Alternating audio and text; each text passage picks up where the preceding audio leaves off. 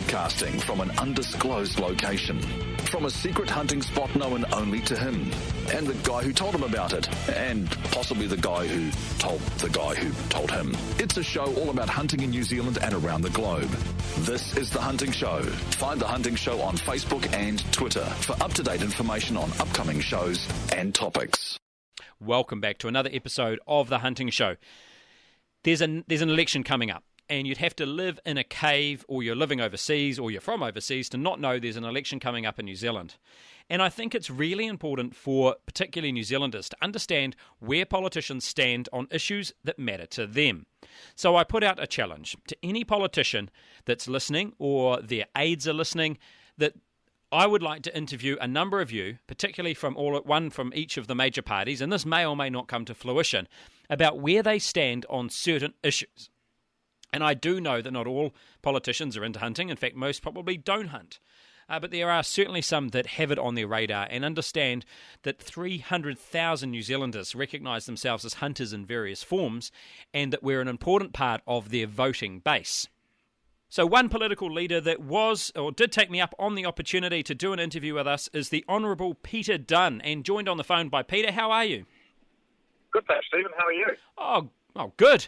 Now, Peter, you've been a politician since I worked this out, since I was 10 years old. Yeah, it's been a while, but it's been a good time.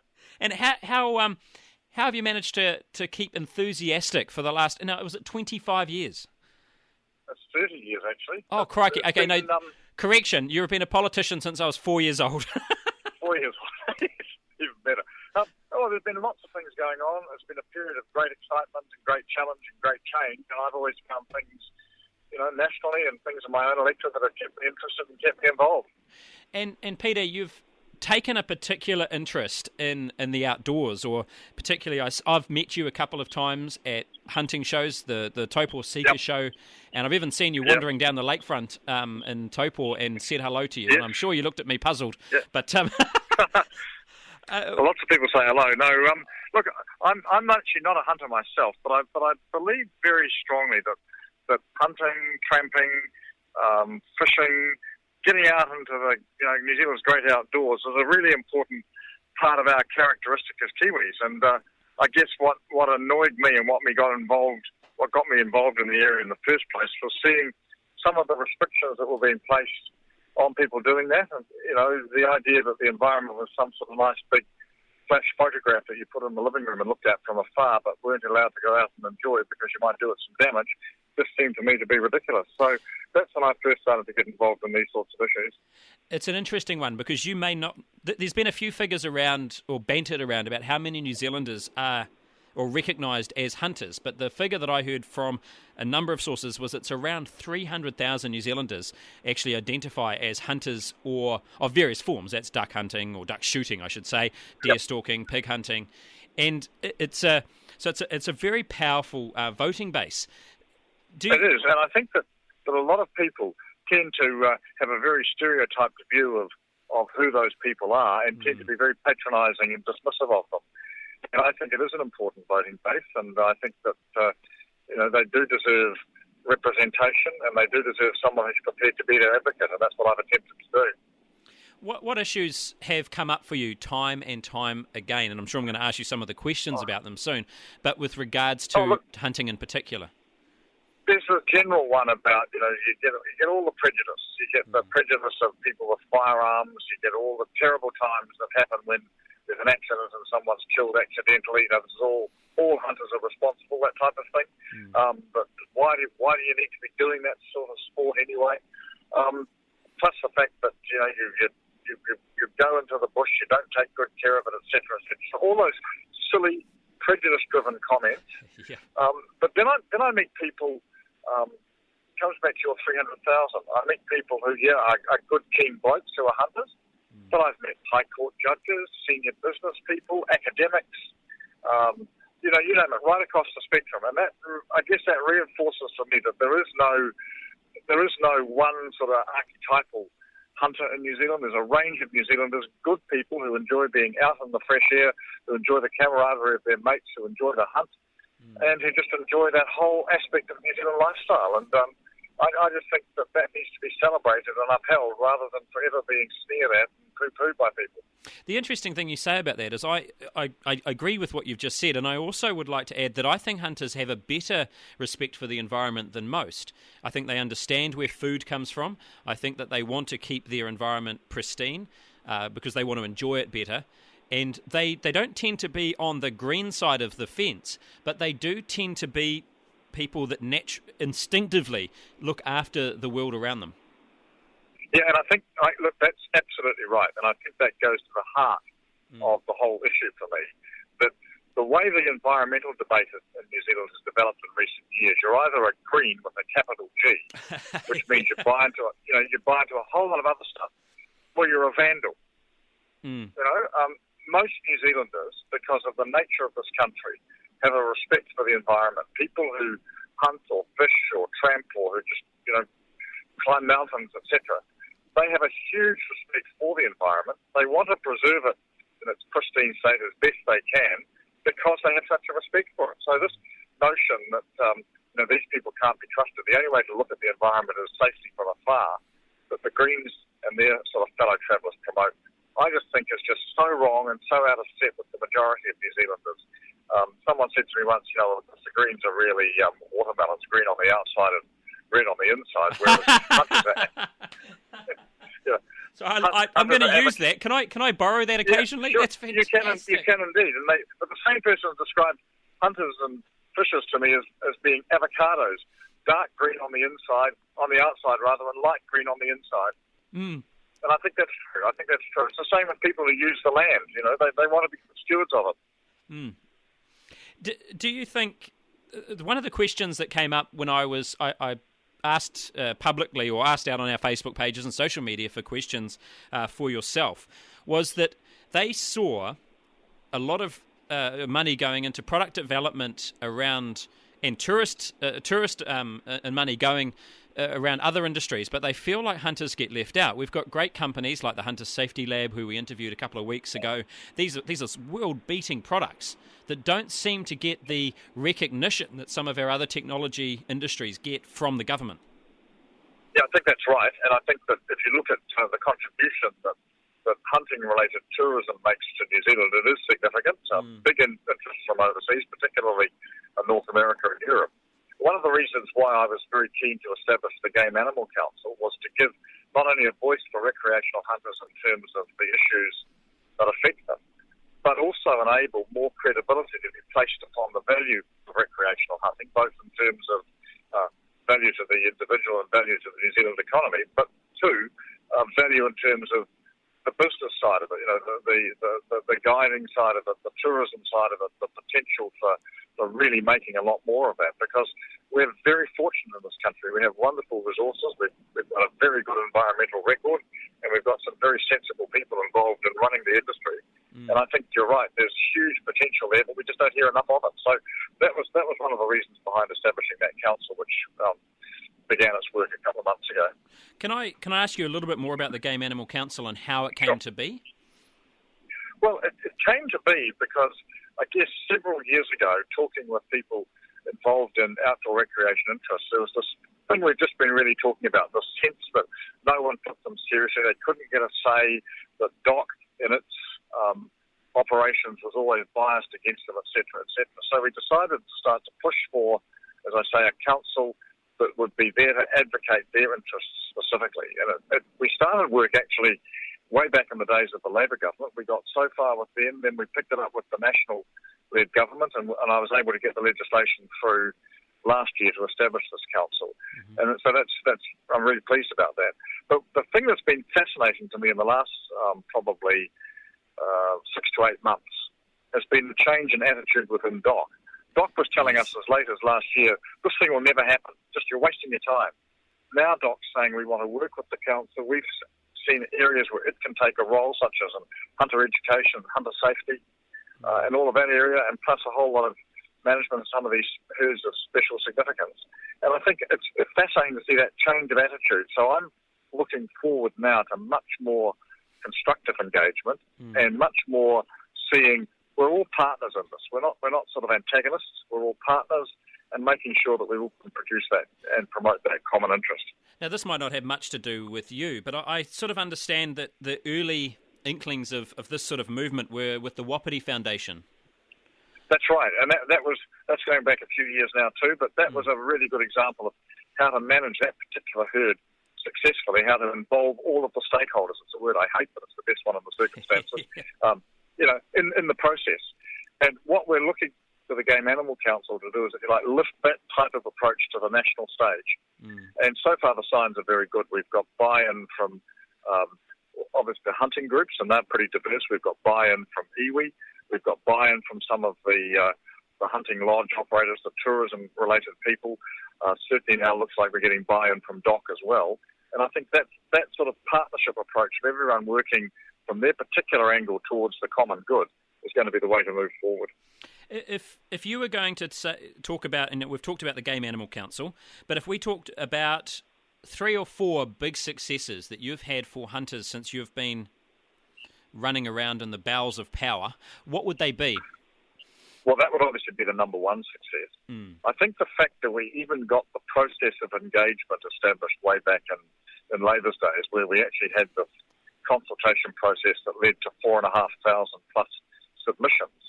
I think getting over the line of even starting was a big success, because that process woke a lot of people up to the fact, as you said right at the beginning, there's a huge number of people involved here. It's not just a special interest group. It's a big number of people, and this is a big issue. So I'd say that's pretty successful. I think one area where we have been marginally successful, we've still got a huge way to go, is on the whole 1080 debate. We haven't been successful in terms of obviously stopping the indiscriminate use of 1080, but we have been successful in getting people talking more and more about the risks that it poses, the dangers, and starting to focus on, and we've still got a huge way to go here, I'm not trying to say it's all over by any sense of the imagination, but starting to focus now on alternatives, and I think that's the next big challenge for us. So, if we're going to get rid of 1080, what are we going to have by way of alternatives for pest management? I think we've gone through a period where for too long it was 1080 or nothing, and now people are increasingly starting to question that, and that's good. But as I say, long way to go there. The other issue, I think, is just bringing, the other one I'd say is we've brought hunting and hunting-related issues into the mainstream of government consideration, and I think that's important too. Now, you did touch on one of the questions I was going to leave for a bit later in the interview, but 1080. Where do yourself and United Futures stand on the 1080 issue? Well, in an ideal world, we'd get rid of it.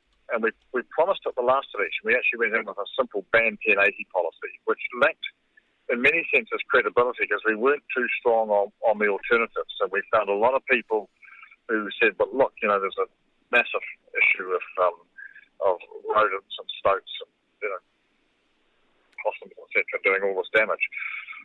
We still want to phase out 1080, but we want to put much more emphasis front up into developing alternatives. So looking at alternative trapping methods, looking at developing a viable trapping industry in New Zealand, because the pelts are obviously very valuable, particularly for possums. Looking at more money going into research for chemical and other alternatives. I was appalled last year when the Parliamentary Commissioner for the Environment, for example, said we should stop spending money on alternatives and just put more money into 1080 itself. I mean, that's a very backward attitude. So what we're trying to say now is that we would certainly put a moratorium on indiscriminate aerial drops while we work out a much better overall approach, which can then lead us to phase out the use of 1080 altogether. Do you propose possibly putting more funding into projects like, I'm sure you've heard of Professor Neil Grimmel from Otago University with his Trojan Female Project, and we did an interview or a show about that a number of months ago.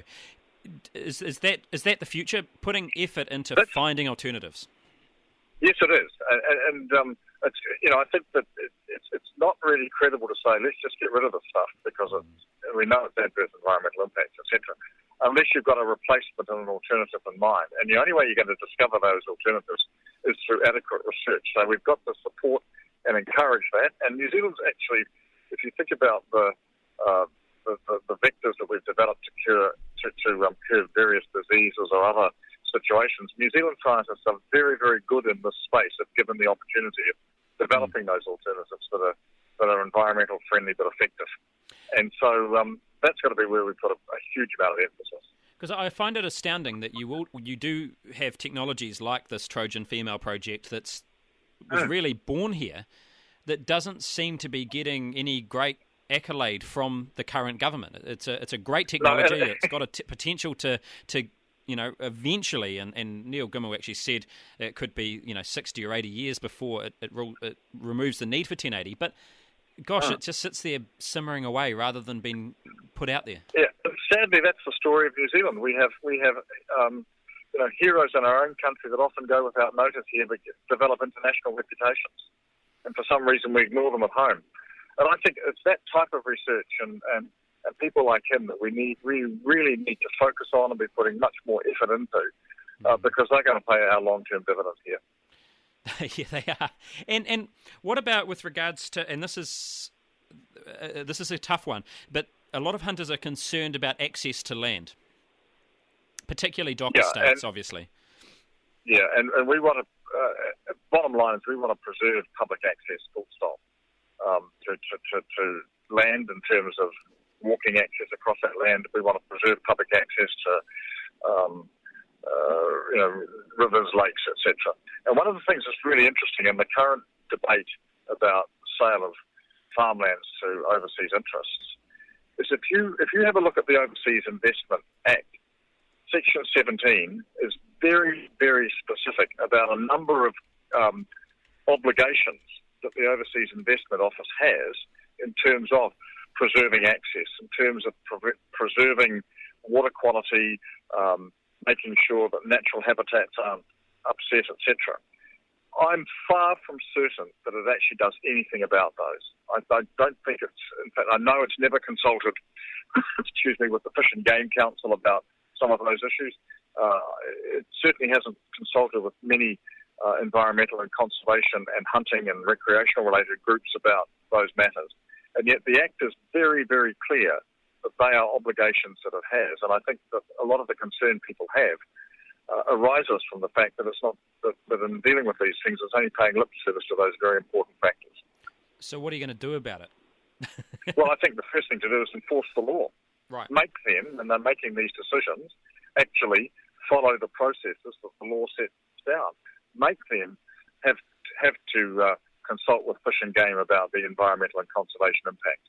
Make them talk, if it need be, to the Game Animal Council about impacts, etc. The law is quite specific, but that's what they've got to do.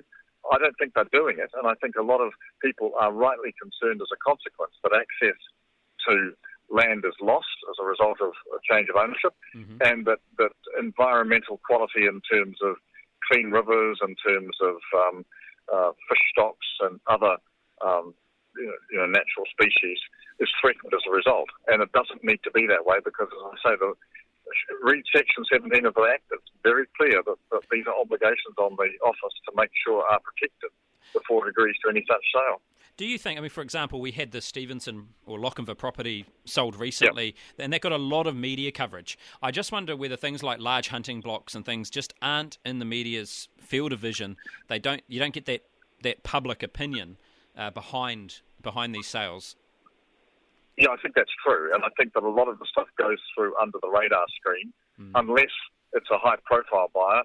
And unfortunately, and I think this is a bit of a nasty overtone to it, anything Chinese is high-profile. But the point I'm making is that the law is pretty clear. It's very specific, and it's actually headed sales of sensitive land. Any sensitive land, these tests have got to be applied to, and it's by no means clear that they are. And in fact, if you go to an agency like Fish and Game, who's a statutory body, and say to them, "Have you ever been consulted?" and they will tell you that no, they haven't been. And, that's a failing. Just to jump to another topic very quickly, there's a big movement of people that believe but also understand that getting youth into the outdoors, and particularly hunting, makes them more aware of the environment they're in, makes them appreciate particularly where food comes from. And gosh, we see these things about the pig farms and all sorts of stuff. Yet if you go and see a pig out in the wild, he's happy as, well, until the day you get him, but he's, I think that, and there's also some research that shows that it can help youth with self-esteem issues, problem solving, motivation, even things with the autistic spectrum disorders. Is there any moves from the government to get more young people outdoors, and in particular hunting, because it seems to solve a myriad of problems? Yeah, I think the short answer is nice words but no real action.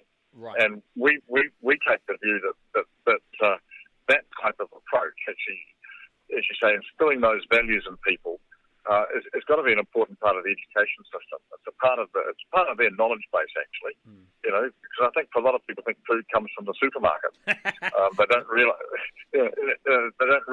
the natural environment. They don't realize, and you can make the same argument in respect of fishing as you can of hunting, but there's a whole science involved here. There's a whole, the natural ecosystem. There's the issue of management of it effectively, how you harvest your resources properly. And I think we can do a lot more in the education system to make that information known to people, so that they understand, the purpose and the value of hunting or fishing or whatever it might be. They understand the need to conserve and not to pillage or to take items that are either undersized or too weak or too young or whatever. All of that type of thing. Plus, then the whole issue of broader safety. It's interesting because I also see, and this is a personal observation, I don't have any facts or figures to back this up, but organisations that have been getting young people out into the environment and out trying new sports like hunting and like fishing, and then some of them, like scouting, have been going for 100 years, and because they've been going for 100 years, they're now, again, flying under the government's field of vision, and some new group will come along and try and do as good a job and never quite get there, yet these grassroots organisations aren't getting the funding and the recognition that a new group would get from central government. Yeah, I think that's so. And I mean, I've talked to Scouting New Zealand, for instance, about in an urban electorate like mine, one of the real problems in establishing a new scouting group is finding facilities to use, halls, those sorts of things, because school halls aren't available anymore, church halls seem to be busy, scouts don't have the resources to go out and build scouts halls. So there's a whole sort of lot of work to be done under the radar screen there in terms of giving these long-standing community organisations the opportunity to actually go out there and do the work that they've always done. And that's a massive challenge because, the nature of our communities is changing so dramatically, and young people are just missing out on opportunities that were there 10, 20 years ago. It's interesting what you just said there, because I do know that scouting, for example, is going through a real resurgence, yet still finding it hard to find these facilities. And again, I see... Spaces, that's right, yeah. And some new group that'll come along that's here for 5 minutes will get that recognition.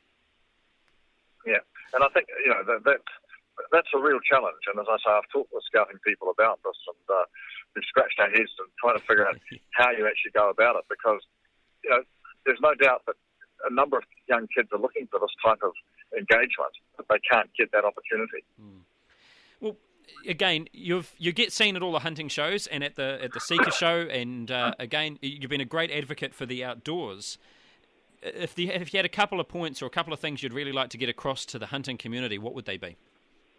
I think the first point would be that we can make a difference. If you give a party vote to United Future at this election, because you believe in hunting and hunting-related issues, it's not a wasted vote. You will make a difference, and we will make sure that the things we're talking about achieve much greater prominence.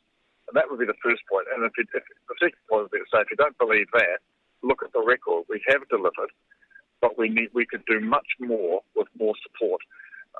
And I think that we would find then that the vast majority of New Zealanders would be behind what we're doing. So that, in other words, hunting would become a much more, as I said before, mainstream, better understood, better appreciated activity than it is at the moment.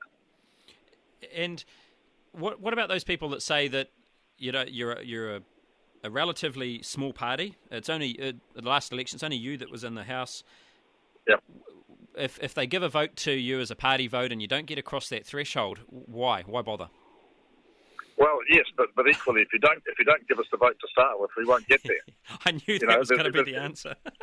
There's got to be an element of faith in this. You've got to believe we can do it. We believe that if you take that 300,000 figure that you quoted, if we got 300,000 votes, we'd have probably a couple of dozen members in the House. If we got if we get 1.4% of the party vote and I win my seat, we have 2 members in the House. And our first person in after me is a guy called Alan Simmons, who runs the Fish and Hunt website. He's a well-known fishing and hunting guide. We can do it. He's from my part of the world too. Support. Yeah, well, you know Alan. I'm sure. I do know Alan. Yeah. We can do that. So all I'm saying is the hurdle is not a big one, but it becomes an impossible one if people say, "Oh, I'd like to vote for you, but didn't feel I could," because that way we don't get there. Do you find when people do meet you, particularly and I'm going to harp back to these hunting shows I see you at, they all promise you their vote, but it doesn't quite translate to the numbers? I find everywhere I go, people promise me their vote, and they always tell me that they've always voted for me in the past, and I can never work out why we haven't won 121 seats in Parliament. That's too true. Now, if that's life. If people want to find out more about United Future and particularly your policies around the outdoors, can they find that online anywhere? Yeah, www.unitedfuture.org.nz. And do you have a Facebook page or just your personal account? There is a Facebook page which is, now you've caught me for a moment. I think it's United or United NZ. Yep. So what I'll do is... I'll put links to those... I'll put links to those on the comment section of this podcast. So if you scroll down, you'll be able to find those. Peter, you've been a great interview, and thank you for taking some time out of what I'm sure is a very, very busy day. And best of luck for the upcoming election. Thanks, Stephen. Look, it's been great to talk to you. I've just enjoyed this immensely. So thanks for having me. No worries. Okay. That was the Honourable Peter Dunne talking to us about the environment. And speaking of other things, if you want to win some of those great Gerber prizes, all you've got to do is become our fan of the month. Gerber do make some fantastic hunting knives, and we have been very privileged to be able to give a couple away every month. All you need to do is be active. That's on our website, on iHeartRadio. I'm actually keeping an eye on iHeartRadio particularly because it's a new thing, but we are the only hunting show on iHeart as far as I can tell. So please go on there, leave a couple of comments, help our cause along. Also on our website, send us photos. We've got this great gallery that we're putting up. All you've got to do is send them to info@thehuntingshow.co.nz or flick them to us on Facebook, and we'll put those up there so you can just be a little bit famous. Again, guys, thank you so much for tuning in. Good hunting.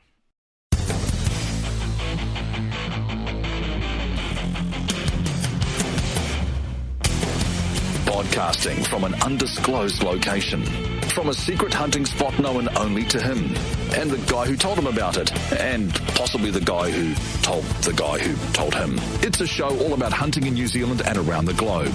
This is The Hunting Show. Find The Hunting Show on Facebook and Twitter for up-to-date information.